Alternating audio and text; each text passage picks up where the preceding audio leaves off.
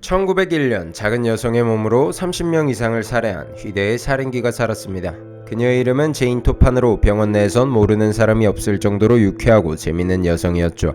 그녀는 한 가지 취미가 있었는데요. 그것은 충격적이게도 환자에게 아무도 모르게 모르핀을 투여하는 것이었습니다. 모르핀은 진정제로서 맞은 환자는 점점 잠에 빠져들게 되죠. 문제는 이것이 끝이 아니라는 겁니다. 그 후 아르토핀을 또 투여하는데요. 아르토핀은 각성제로서 사람을 흥분시키는 효과가 있죠. 진정제를 맞고 곧바로 각성제를 맞은 환자는 발작을 일으키다 고통 속에 죽어간다고 합니다. 토파는 이렇게 죽어가는 환자들을 보며 성적 쾌락을 즐겼다고 합니다. 그녀는 약 31명의 살인을 인정하였으나 후에는 100명 이상을 죽였다는 말까지 하는데요. 살인을 그저 자신의 자유행위 정도로 생각하는 그녀가 자신이 죽인 사람의 수를 하나하나 세웠을까요? 주변 사람들에게 지난 1년간의 자유의 수나 성관계의 수를 물어보면 아마 대부분은 기억하지 못할 것입니다. 그 정도로 그녀에게 살인은 별 의미가 없었다는 것이겠죠. 여기서 놀라운 사실은 그녀가 일상에서 보여준 쾌활한 모습은 그녀의 주변 사람들이 수사국에 항의를 하게 만들 정도였다는 것입니다. 그녀는 평소 자신의 출신과 더불어 여러가지 거짓말을 일상적으로 해왔다고 하는데요. 이러한 거짓말에서도 그녀는 아무런 죄책감을 가지지 않았다고 하죠. 이렇게 살인이나 거짓말처럼 사회의 룰을 아무렇지 않게 부수고 영리하고 잔악무도하게 사람들을 죽이는 사람을 우리는 대체로 사이코패스라고 부릅니다.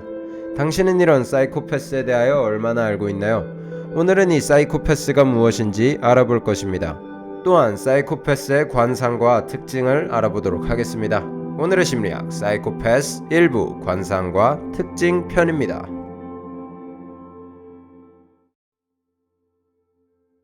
우선 이 사이코패스가 무엇인지 정확히 알아봐야겠죠. 당연히 사이코패스라는 카테고리가 확실하게 존재할 것이라 생각하시겠지만 놀랍게도 사이코패스는 정신질환의 이름이 아닙니다.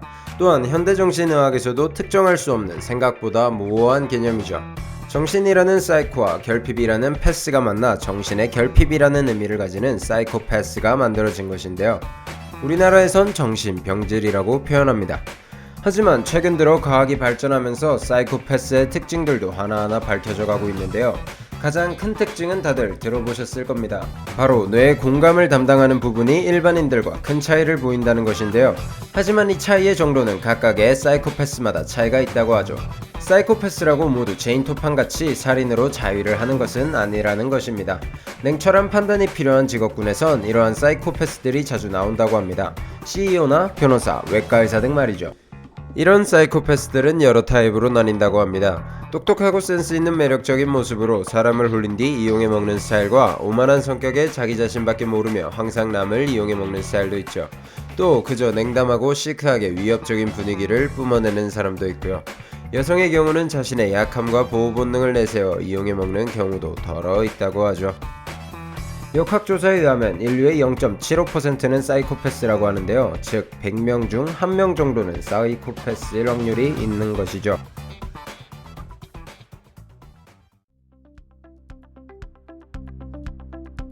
영국 리버풀 대학엔 재미있는 실험 기록이 존재합니다. 여성들을 모아놓고 사이코패스에 대한 언급은 전혀 하지 않은 채 여러 남자들의 사진을 쭉 보여주는 것입니다. 그리고 가장 남자다워 보이는 사람을 지목하라고 하였죠. 놀랍게도 사이코패스의 사진이 가장 많은 지목을 받게 됩니다. 독일의 볼프강 괴테 대학의 실험도 한번 보도록 하죠.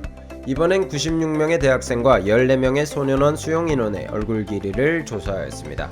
그러자 놀랍게도 가로폭의 비율이 높을수록 사이코패시 성향이 높은 것으로 나타났는데요. 얼굴이 가로로 넓으면 사이코패스일 확률이 높다는 것일까요?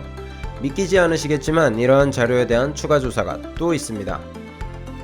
캐나다의 한 대학에서는 146명의 남성과 76명의 여성을 모아 게임을 시키는데요. 이는 얼굴의 종횡 비율과 게임 내에서의 교활함의 관련성을 알아보는 실험이었습니다. 실험 결과는 당연히 얼굴이 가로로 넓을수록 교활한 성향을 많이 보인다는 것이었죠.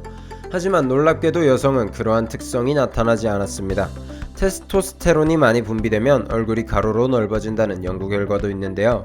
즉 남자다워 보이는 것과 얼굴이 가로로 넓은 것은 실제로 연관이 있다는 것이죠. 이러한 연구 결과들을 바탕으로 얼굴이 가로로 넓을수록 사이코패스일 확률이 올라간다고 할 수 있겠습니다. 보이지 않는 특성이 또 있습니다. 바로 심박수인데요. 놀랍게도 심박수가 낮고 잘 높아지지 않는 사람이 사이코패시 성향이 높다고 합니다. 아동 때부터 이러한 특징이 잘 나타나는데요. 3살 때 심박수가 낮은 아이는 다른 아동들에 비해 폭력과 비행을 저지를 확률이 2배 이상 높은 것으로 나타났죠. 또한 622명의 사람을 모아 빨간불을 무시하는 수는 얼마인가 라는 질문을 하였을 때 빨간불을 무시하는 사람과 아닌 사람의 심박수가 확연히 다른 것으로 나타났습니다. 무시하는 사람이 당연히 낮았죠.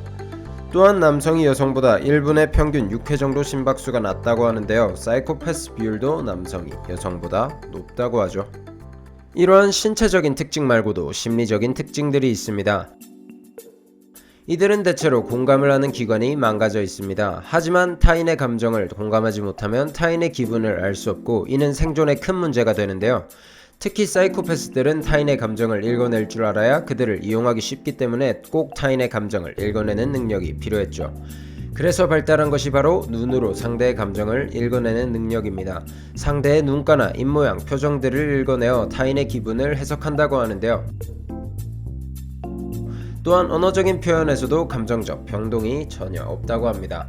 바다, 자위. 자, 어떠셨나요? 보통의 일반인들은 이 두 단어를 보여주었을 때 자위라는 단어가 보이는 순간 일종의 불안과 같은 감정을 느낀다고 합니다. 하지만 사이코패스들은 두 단어에서 아무런 차이가 없는 똑같은 감정을 느낀다고 하죠. 당신을 사랑합니다. 아, 커피 먹고 싶다.